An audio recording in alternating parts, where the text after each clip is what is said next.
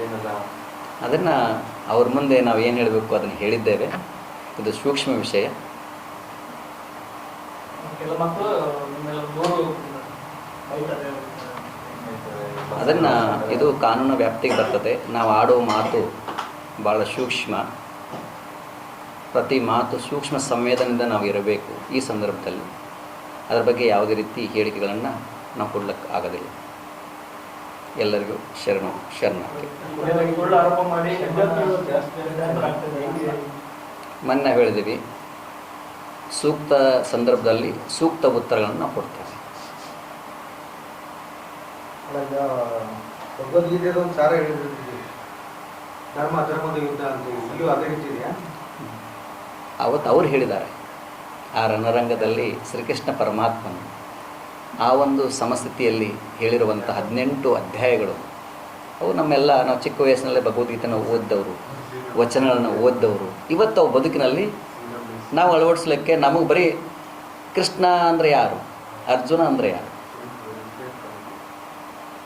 ಜ್ಞಾನಿ ಪುರುಷನೇ ಎಲ್ಲವನ್ನು ತಿಳ್ಕೊಂಡು ಕೃಷ್ಣನು, ಗುರು ಕೃಷ್ಣ ಆದರೆ ವಿದ್ಯಾರ್ಥಿ ಅರ್ಜುನ.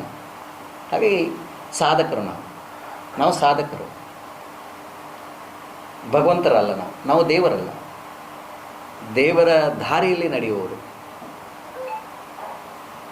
ಇಂಥ ಸಂದರ್ಭದಲ್ಲಿ ಈ ಎಲ್ಲ ಸಂದೇಶಗಳು ನಾವು ಯಾವ ಚಿಕ್ಕ ವಯಸ್ಸಿನಿಂದ 8 ವಯಸ್ಸಿನಿಂದ ಇಲ್ಲಿವರೆಗೆ ಯಾವ ಗುರುಕುಲದಲ್ಲಿ ಅಧ್ಯಯನ ಮಾಡಿದ್ದೀವಿ, ಏನನ್ನು ಅಭ್ಯಾಸ ಮಾಡಿದ್ದೀವಿ, ಏನನ್ನು ಸಾಧನೆ ಮಾಡಿದ್ದೀವಿ, ಈ ಸಂದರ್ಭದಲ್ಲಿ ಅವು ನಮ್ಮ ಬದುಕಿನಲ್ಲಿ ಬಂದಾಗ ಹೌ ವಿ ರಿಯಾಕ್ಟ್, ನಾವು ಈ ಸಂದರ್ಭದಲ್ಲಿ ನಮ್ಮ ಬದುಕಿನಲ್ಲಿ ಅವು ಬಂದಾಗ ನಾವು ಹೇಗೆ, ಅದನ್ನೇ ಬಸವಣ್ಣ ಹೇಳ್ತಾರೆ, ನಿಂದಿಸುವನೊಬ್ಬ ಸ್ತುತಿಸುವನೊಬ್ಬ ಇವರಿಬ್ಬರೂ ನಮ್ಮ ಶಿವಯೋಗಿಯ ಪರಮ ಬಂಧುಗಳಯ್ಯ.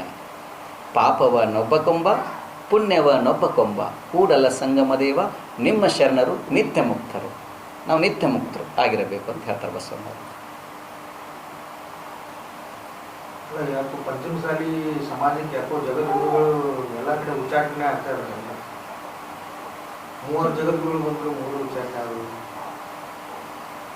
ಸಮಯ ಸಂದರ್ಭ ಎಲ್ಲ ಹೇಳ್ತದೆ, ಕಾಲ. ಪ್ರಶ್ನೆ ನಾಗರಾಜ್ ಅಂತ ಅವರು ಹೇಳಿಕೆ ಕೊಡಿದ್ದಾರೆ. ಸ್ವಾಮಿ